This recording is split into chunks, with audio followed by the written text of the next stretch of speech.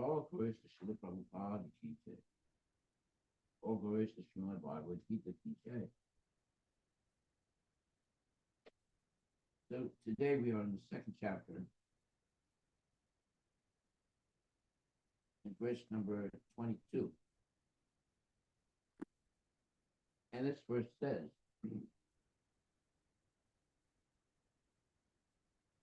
Samsitirnani yata vihaya navani vinanti naroparani tata saridani vihaya chirnani anyani samyati navani dehi.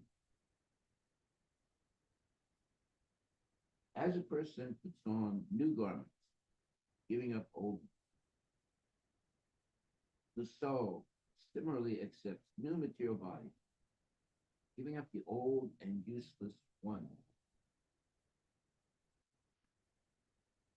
Purport by His Divine Grace, A.C. Bhaktivedanta Swami Prabhu. Change the body by the atomic individual soul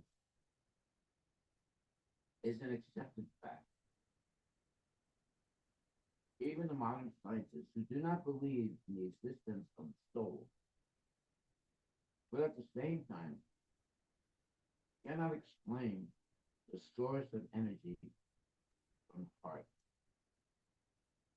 have to accept continuous changes of body which appear from childhood to boyhood and from boyhood to youth, and again from youth to old age. From old age, the change is transferred to another body. This has already been explained in a previous verse, second chapter 13.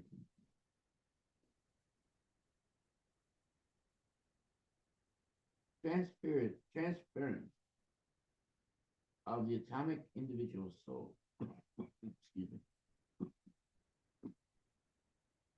to another body is made possible by the grace of the super soul. The super soul fulfills the desire of the atomic soul, as one friend fulfills the desire of another. The Vedas, like the Mundaka Upanishad, as well as the Sritaspitara Upanishad, compare the soul and the super soul to two friendly birds sitting on the same tree. One of the birds, the individual atomic soul, is eating the fruit of the tree. And the other bird, Krishna, is simply watching his friend. Excuse me. Of these two birds, although they are the same in quality, one is captivated by the fruits of the material of the tree, while the other is simply witnessing the activities of his friend. Krishna is the witnessing bird, and Arjuna is the eating bird. Although they are friends, one is still the master and the other the servant. Forgetfulness of this relationship by the atomic soul is the cause of one's changing his position from one tree to another or from one body to another. The Jiva soul is struggling very hard on the tree of the material body.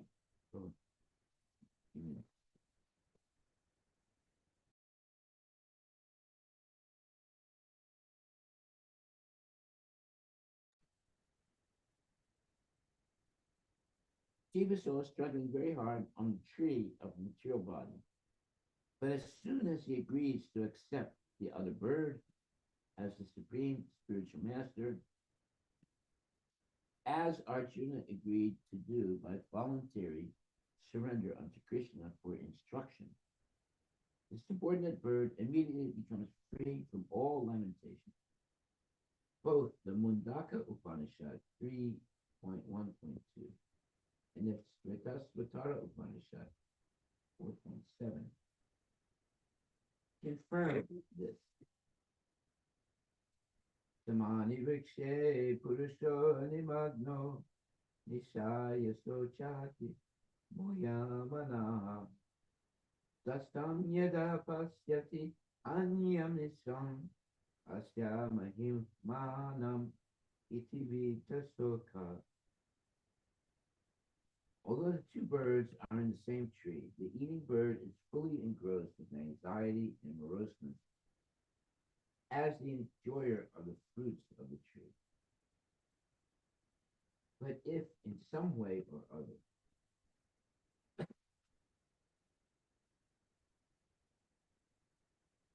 but in some way or other, he turns his face, who is the Lord and knows his glories, at once the suffering bird becomes free from all anxiety. Arjuna has now turned his face towards his eternal friend Krishna and is understanding the Bhagavad Gita from him. And thus, hearing from Krishna, he can understand the supreme glories of the Lord and be free from lamentation. Arjuna is advised herewith by the Lord not to lament for the bodily change of his old grandfather and his teacher. He should rather be happy to kill their bodies in the righteous fight so that they may be cleansed at once of all reactions from various bodily activities. One who lays down his life on the sacrificial altar or in proper battlefield is at once cleansed of bodily reactions and promoted to a higher status of life. So there's no cause for Arjuna's lamentation. Okay, very good. So it says, as a person puts on new garments, giving up old ones, the soul similarly accepts new material bodies, giving up the old and useless ones. Well, of course, this is not an excuse to kill old people. That's not the purport of this verse. The purport of the verse is rather the imagery of one bird that is eating in the same tree as another bird who is witnessing the first bird eating. And the bird that's eating is engrossed with anxiety and moroseness as the enjoyer of the fruits of the tree. Now, you know, and I know, you've probably seen this, when there are birds, they are always looking left and right, like this, and then take a little piece of something to eat, and then they look left and right, left and right, left and right, then they take another little piece, and they regard left and right, left and right. Why? Because they're in anxiety. They want to make sure there's uh, no cat or snakes. Snakes can climb up trees, and cats also.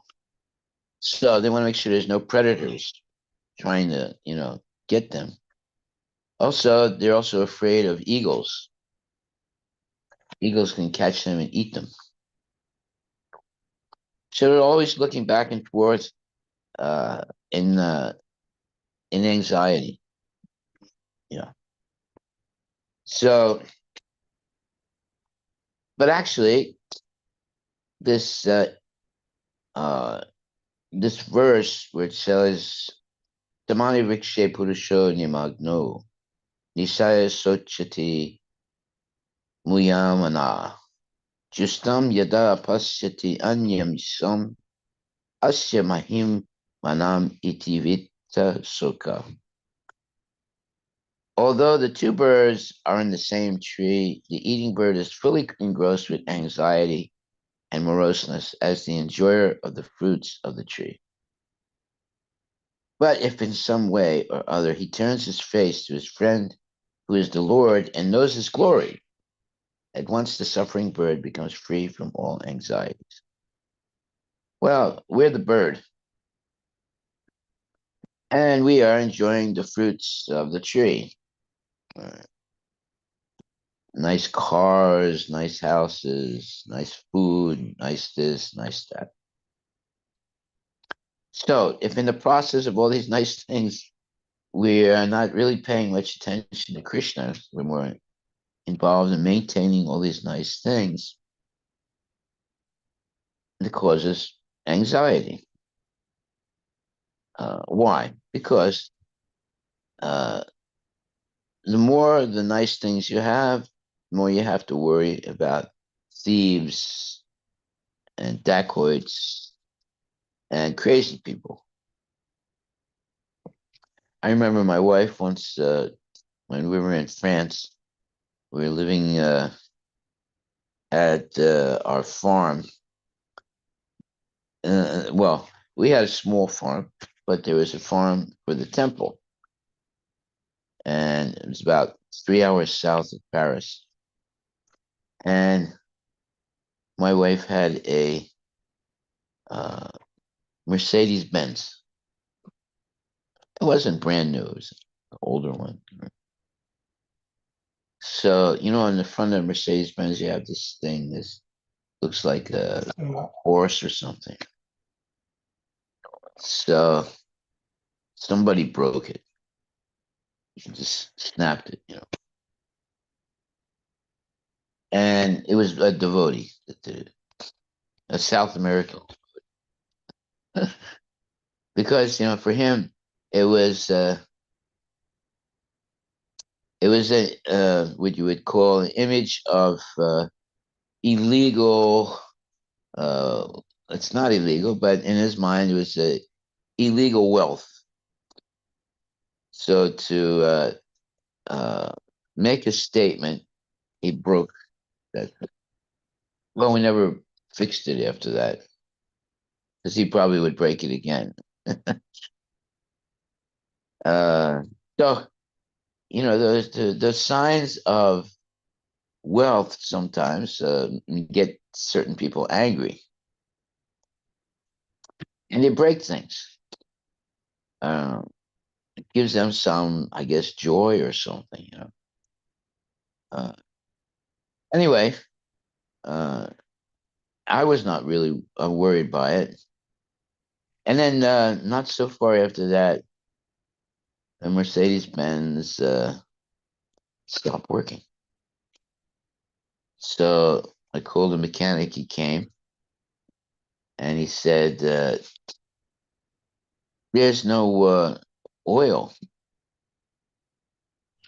And I looked at my wife and I said, "Did you ever put any oil in the car?" I said, "Oh, I didn't know you have to put oil in the car." So, when you don't put any oil and you keep driving and driving, what happens is it's sort of, you can't drive it anymore. It stops. And it costs a lot of money to get it started again. So he said, I didn't know you have to put more oil in it.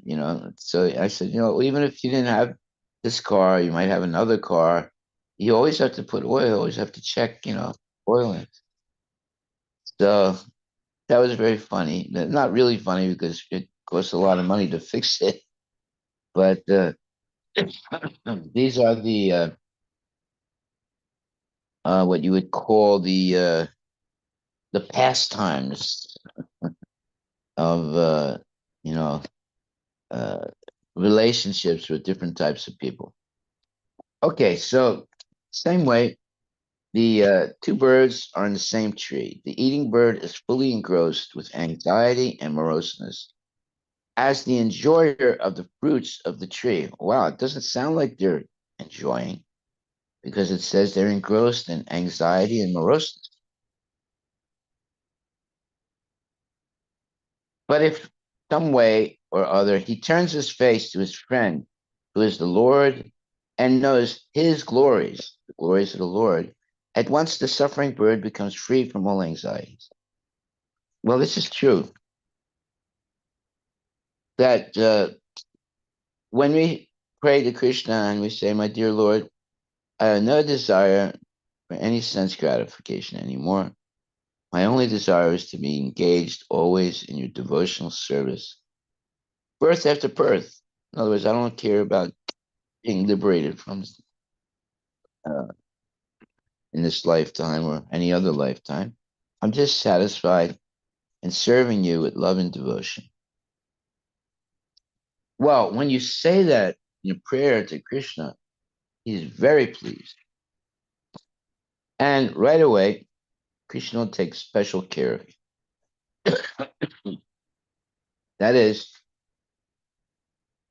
because that is the ultimate statement of uh, faith in the Lord. See, uh, in the material world, people are all interested in their sense gratification.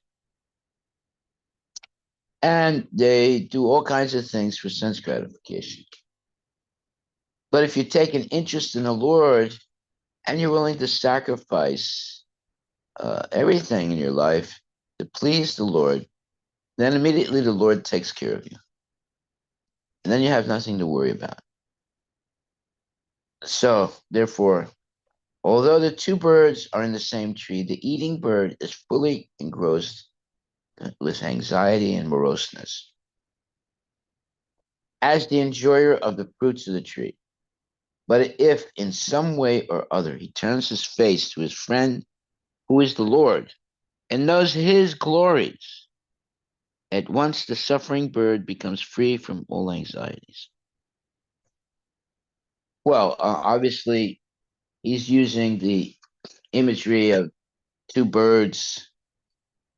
One is the Supreme Personality of Godhead, the other is uh, the person who's uh, engaging in sense gratification.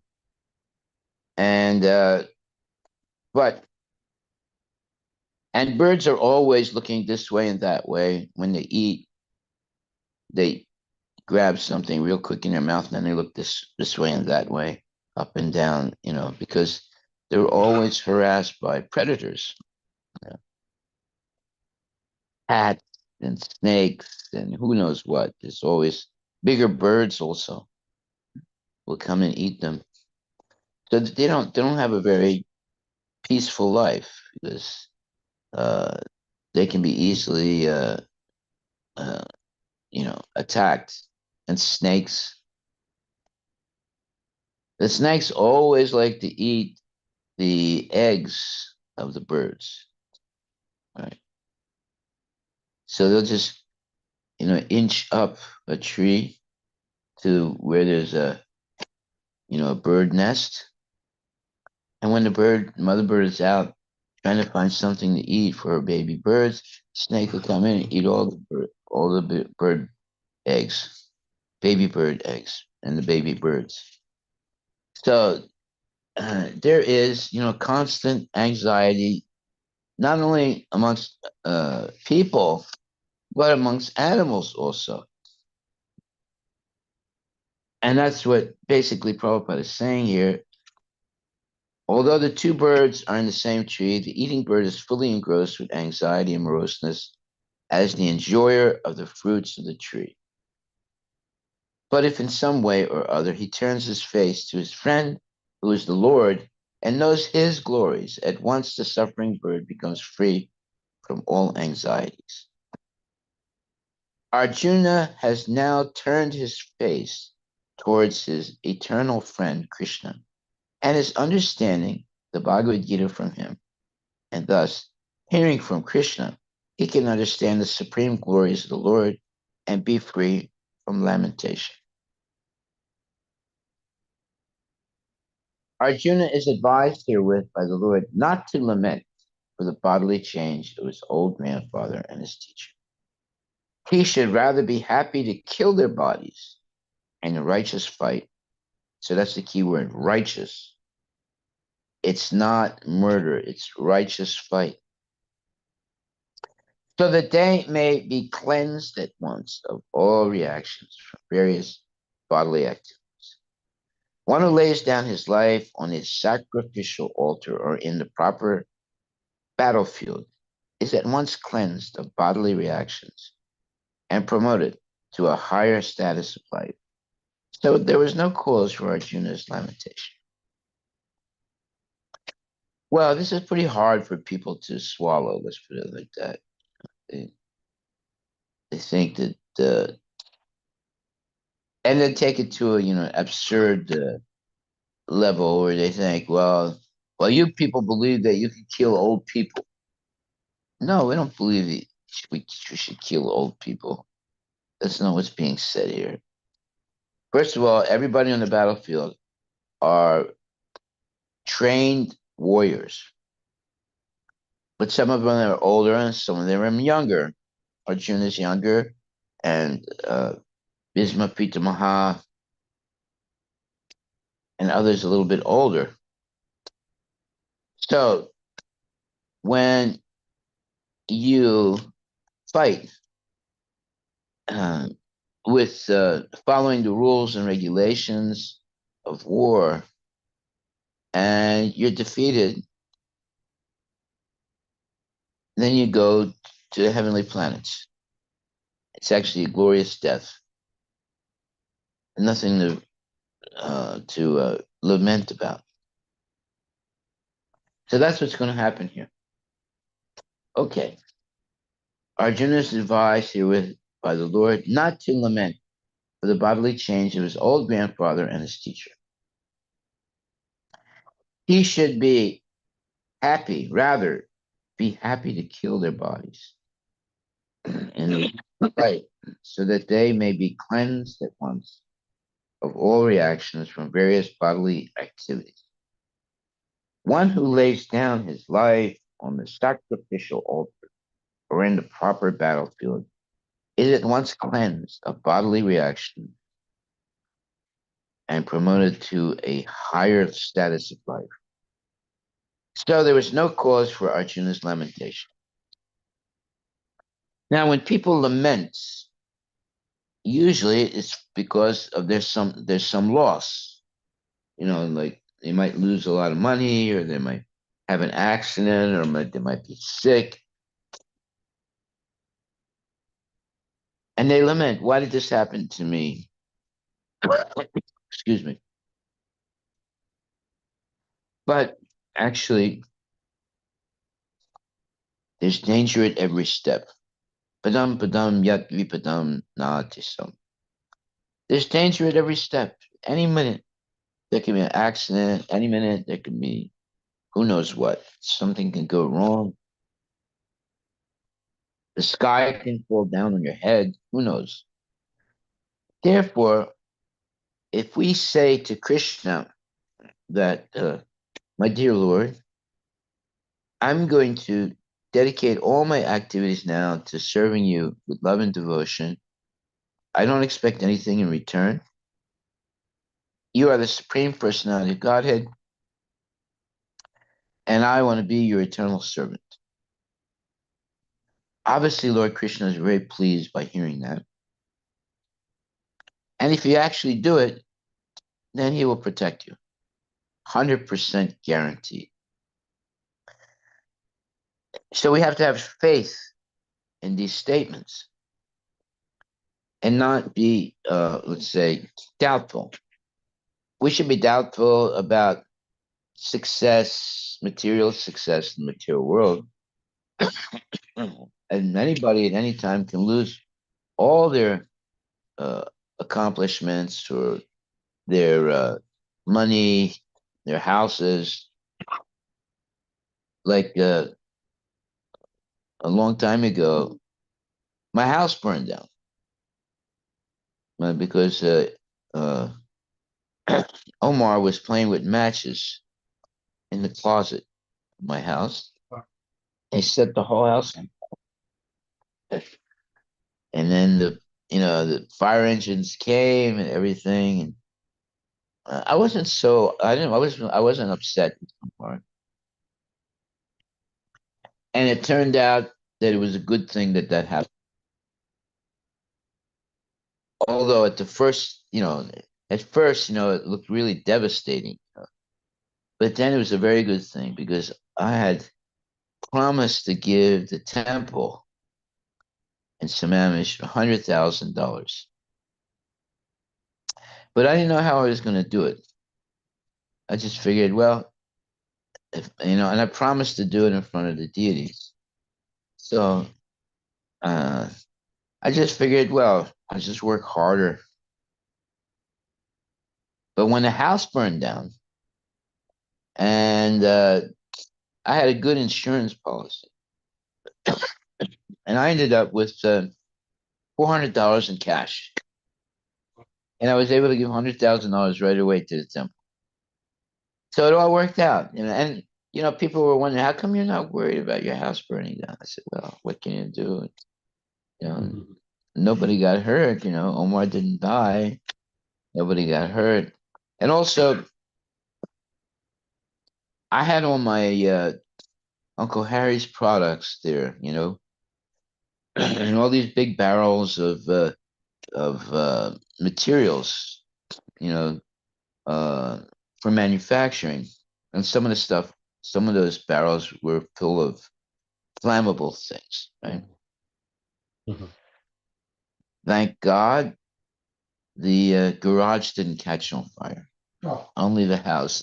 If the garage caught on fire, there would have been explosions, and I would have gotten into trouble because you're not allowed to have, you know, Commercial stuff. like that, you know, in a neighborhood. So I was very lucky, and I realized it. And because the house fell down, got burned down, I was able to go and get a real uh, a real warehouse, and my business started doing really good after that.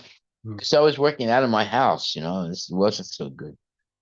So now I had a real warehouse, and it was situated in a very nice place. So it all worked out. So you see, somehow or other, there's always a silver lining, even in the worst situation.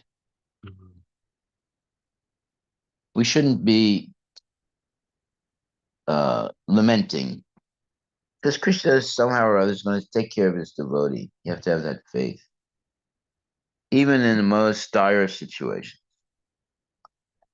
But the main thing was nobody got hurt, and all my stock of raw materials did not burn. If they burned, then there would have been explosions, and I would have gotten into a lot of trouble. You know, so Krishna saved me. Okay, so Arjuna is advised herewith by the Lord not to lament for the bodily change of his old grandfather and his teacher. He should rather be happy to kill their bodies, in the righteous fight, so that they may be cleansed at once of all reactions from various bodily activities. So this is not murder.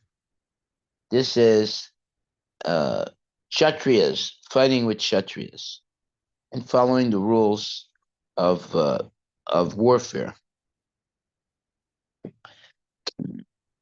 Therefore, killing his grandfather and his teacher Duryodhana is not evil. It's something that he did properly.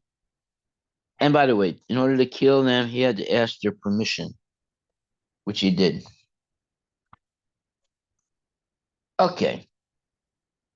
And here it says, one who lays down his life on a sacrificial altar, or in the proper battlefield, is at once cleansed of bodily reactions and promoted to a higher status of life. So there was no cause for Arjuna's lamentation. In other words, his uh, oh, Bhisma Pitamaha and his uh, Dronacharya, all these people, they were all going to become better off after being killed by Arjuna, because they're going to lay down their life on the sacrificial altar or in the proper battlefield. And anyone that dies like that is at once cleansed of bodily reactions and promoted to a higher status of life. So there was no cause for Arjuna's lamentation.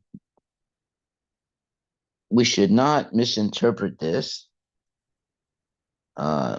These are exalted personalities, and they follow the regulative principles. And like I said, Arjuna got permission to kill his grandsire and his guru. So it's completely different than ordinary murder. Okay, so we'll go to unless there's any questions, we'll go to the next verse, which is text 23. Nenam chindanti sastrani, nenam dahati pavakaha, na chainam klidyantiapo, na sosayati marutaha. The soul can never be cut to pieces by any weapon, nor burned by fire, nor moistened by water, nor withered by the wind. So now we're going to hear a bunch of verses that explain the unique position of the soul. And it says in the purport, all kinds of weapons. Oh, we're out of time, huh? Just 30. Yeah. Okay, let's just finish this purport. All kinds of weapons, swords, flame weapons, rain weapons, tornado weapons, etc., are unable to kill the spirit soul. It appears that there were many kinds of weapons made of earth, water, air, ether, etc., in addition to the modern weapons of fire. Even the nuclear weapons of the modern age are classified as fire weapons. But formerly, there were weapons made of all different types of material elements. Firearms were counteracted by water weapons, which are now unknown to modern science. Nor do modern scientists have knowledge of tornado weapons. Nonetheless, the soul can never be cut into pieces nor annihilated by any number of weapons, regardless of scientific devices. The Mayavadi cannot explain how the individual soul came into existence simply by ignorance, and consequently became covered by illusory energy. Nor was it ever possible to cut the individual souls from the original supreme soul. Rather, the individual souls are eternally separated parts of the supreme soul, because they are atomic individual souls eternally, sanatana. They are prone to be covered by the illusory energy, and thus they become separated from the association of the Supreme Lord, just as the sparks of a fire, although one in quality with the fire, are prone to be extinguished when out of the fire. In the Varaha Purana, the living entities are described as separated parts and parcels of the Supreme. They are eternally so, according to the Bhagavad Gita also. So even after being liberated from illusion, the living entity remains a separate identity, as is evident from the teachings of the Lord to Arjuna. Arjuna became liberated by the knowledge received from Krishna, but he never became one with Krishna. Well, he's one in this sense that he agrees with Krishna. That is oneness. Yeah. But it doesn't mean he gives up his body and he gives up everything and merges into Krishna. That type of oneness is Mayavad philosophy. Our type of oneness is we are agreeable and we follow the instructions of Krishna, and we do everything to please Krishna. Therefore, we're one with Krishna in that sense. Just like if let's see, where is it? Karishe vachanam tava. Whatever you want me to do, I will do it. Karishe vachanam tava. This is the ultimate statement of loyalty and love. when you say Karishe Vachanam Tava, whatever you tell me to do, I will do it. So, like if you're, if you tell your CEO, whatever you want me to do, I'll do it. You'd be happy to hear that. But when you say the same thing to Krishna, then it has a very deep and transcendental meaning. Whatever you want me to do, Krishna, I will do it. No argument, no double, not thinking twice about it. I'll immediately do whatever you want me to do. So at this point, Arjuna is not ready to say that, but he will as we continue in this part of the Bhagavad Gita. So this is an interesting point that says the Mayavadi cannot explain how the individual soul came into existence simply by ignorance and consequently became covered by illusory energy. Nor was it ever possible to cut the individual souls from the original Supreme Soul. Rather, the individual souls are eternally separated parts of the Supreme Soul. So, of course, the Mayavadis, they believe there's only one soul. They call it Brahman. And they think that all the individual souls it's all Maya. And the real goal of life is by meditation and by austerity to merge back into that one soul. It's pretty horrible. It's like death. It's not a happy thing. Giving up your individuality. Of course, they'll say, no, not at all. You have supreme happiness. The Brahman effulgence is eternal. But if you give up your individuality, you will not even be aware of your being in the Brahma Jyoti, because you're giving up everything. You're thinking, you're feeling, everything to merge into it. So better to understand the real philosophy of Krishna consciousness. That is that we never merge into Krishna, but we become one with Krishna by following his instructions. That's real oneness. Kariseva Chanam Tava. Whatever you say, Krishna, that's what I'm going to do. So that is the ultimate statement of faith in God. Whatever you tell me to do, Krishna, that's what I'm. Why Okay. is सापाचं ना काढ त्याच्यासाठी नेली असेल का काय हरीसाठी. Any questions? Anybody has question, comment?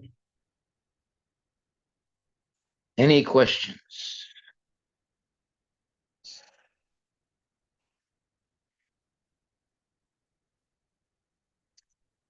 Okay, no questions, no answers. Yeah, Prabhupada makes the argument very clearly here.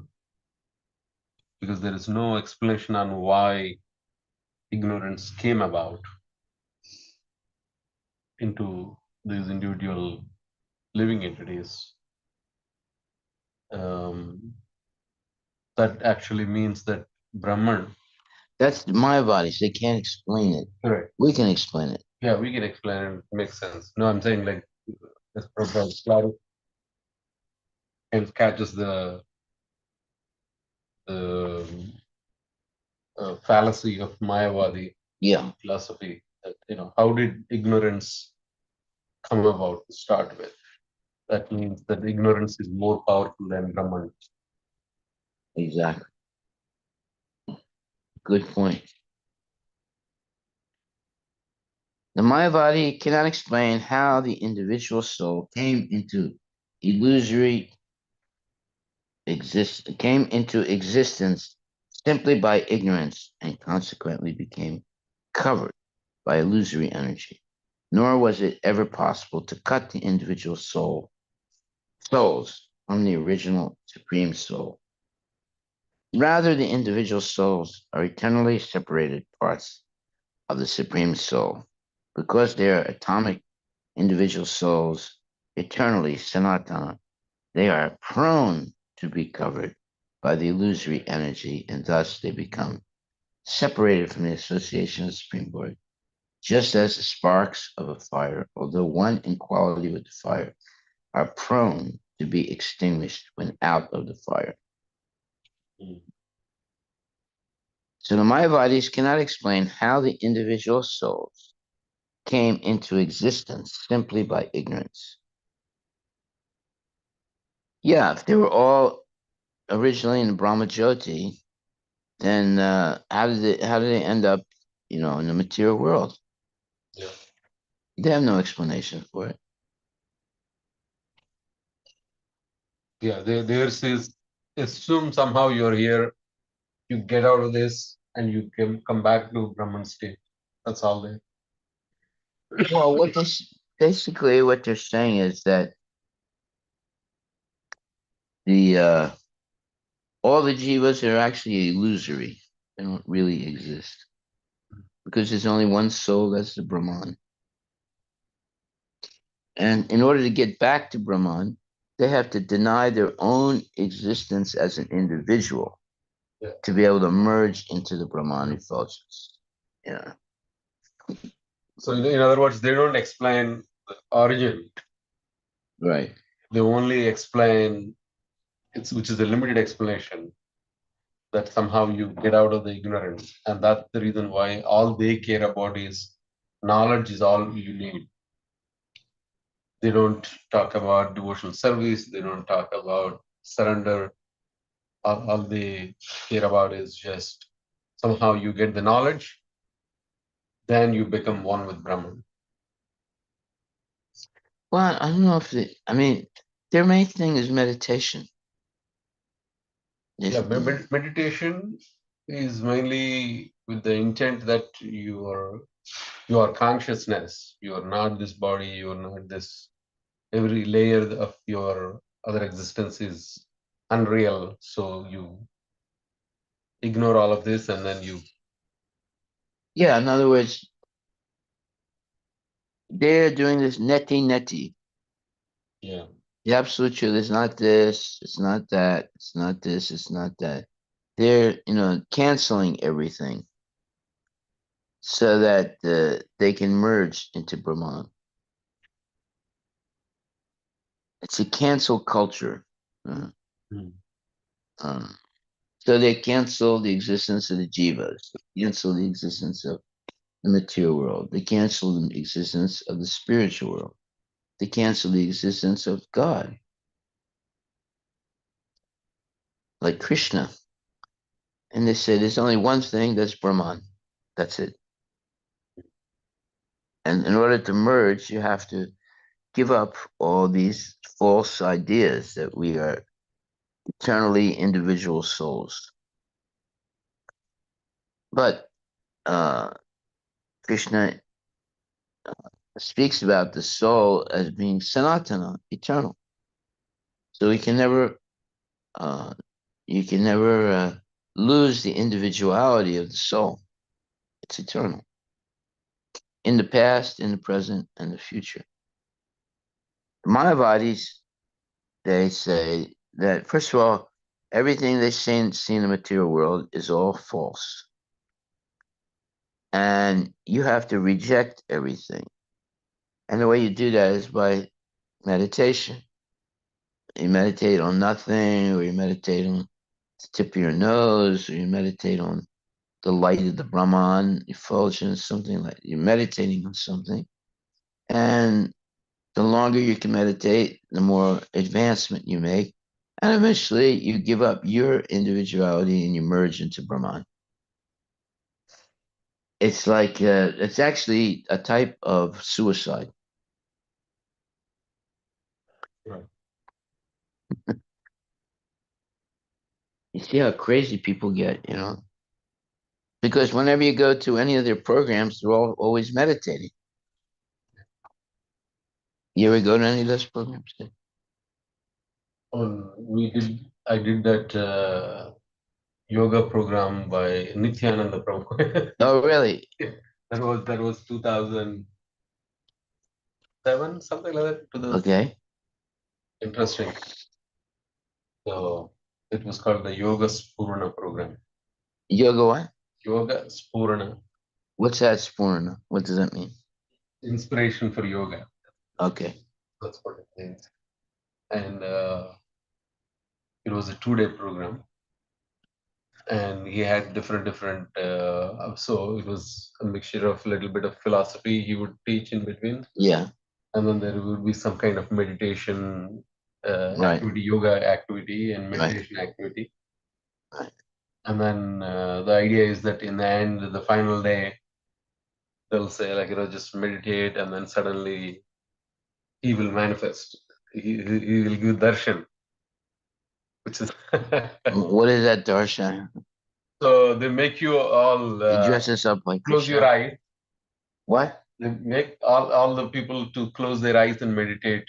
Okay. They'll give some tasks to focus on this, and then in the meantime, they go and set up all the stage a little bit, Yeah. different from what it was, and then put a nice, um, you know, like a seat and then everything, and then He comes he in comes in. He'll come in all dressed up. all dressed up, and then suddenly he'll say like, "Now you are getting darshan."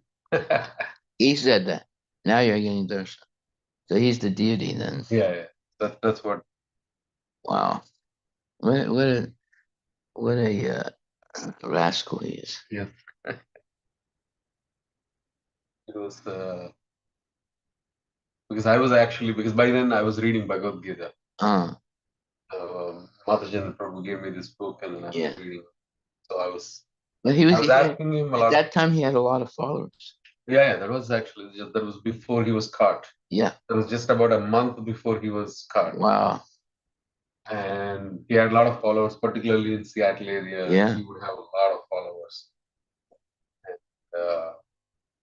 yeah, so that along the way you can also ask a lot of questions. So I was actually asking him a lot of questions because in a paper you write down, it can be anonymous question. Yeah. So you ask him questions. So I was asking him questions like, for example, one of the classes he said he talked about pratyahara, means like you don't engage in any sense enjoyment. Right. So in fact, we should not do anything fanciful. We should not do overindulge in any like food or other kinds of things, pleasure and so on. And then I was asking him, but the program itself was set up in Hilton Hotel, which is a pretty opulent hotel. Yeah, costs a lot of money. I asked him, like, the whole intent is to teach us how to do this. Why is this program held in Hilton? Whoa. He got really mad with that. Yeah, of course. Because my name was not written. He was like, "Who's this?" Because by then I asked him a bunch of other questions too. So, are you God? Are you, are you like a yogi trying to be like one with God? Like, how do we understand you? All kinds of, because I was reading Bhagavad Gita. Right. And I had all these questions. Yeah. So he got really mad at one point. He said, "Can we find out who this person is?" Because he understood that my handwriting was the same question. Yeah. I put like some 10 questions by then. Oh, well. So they found out it was you? I didn't. You didn't write your name. I didn't write my name. That's good. So, but when I could sense that at the end of it, he's a bogus guy. He doesn't like to be challenged. Yeah, he clearly was. It was one-way street, like Right. And he's saying like then why did you pay? He didn't know it was me, but if you had so many questions, why did you pay $500 to come to this program? That's his argument. It was that much money? It was expensive. I didn't pay, but Jayashree already paid because some friends forced her to pay. Oh yeah. So and then I thought like, okay, if I'm anyway going, I might as well Get the your return money's on worth. investment. Exactly. Wow. But what an amazing thing! Like within a month, by then at the end of the program itself, it was very clear to me because for me, what was amazing was that the final day, the second day, he made us all do some kind of yogic poses and then said, like, okay, meditate. Then you will get a picture that will give you clarity. That's his. Right. For But me, interestingly, he's the picture. yeah, that's what he meant maybe. But for me, it was interestingly because I was by then reading Bhagavad Gita a lot. Yeah. For me, the Krishna's picture came with like a flute. Oh, nice. You got a So picture of for me, Krishna. it was like very clear. Like Yeah. by then, I was. So at least that part, I felt like Well, that was a good part. that was a good part. Such rascals. They're not really low class people. So how many people were there? Oh, it was pretty all full. Maybe close to 300 people. 300 times $500? Mhm. $15,000. So 15. Was it 100? Yeah. Below that. Mm. It was pretty. They were making a lot of money. Well, now he's got an island Mhm. in his own country, and he was able to cheat the UN, and he claimed that they had an island state. Look, such a clever guy, very clever. But he's a fake, complete fake. Yeah. But they don't give up. I mean, he doesn't give up. He gets caught and he doesn't say I'm sorry or anything. No, yeah, that is blatantly he is willing to lie and Yeah. somehow create a small empire, maintain himself. Yeah. And there are people that have either been stuck because they don't have any other way out because they've already gone too far down the path. Are there people willing to be cheated even now that are still following? But at that time, like 2007, several times his disciples came to see me to convince me that he is the present incarnation. Yeah. So I was polite. I didn't scold them because I realized they were just ignorant. But I did tell the devotees that he's going to fall down because he's pretending to be Krishna. That doesn't last long. As soon as you pretend to be Krishna, Krishna will make you fall down. And that's exactly what happened. A year and a half, 2 years after I said that, it was finished. Any other questions or comments?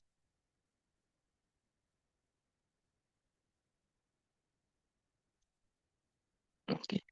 Yeah, Anybody listen? there are people. Yes, we're listening. Hare Krishna. We'll see you again in the morning. Thank you very much.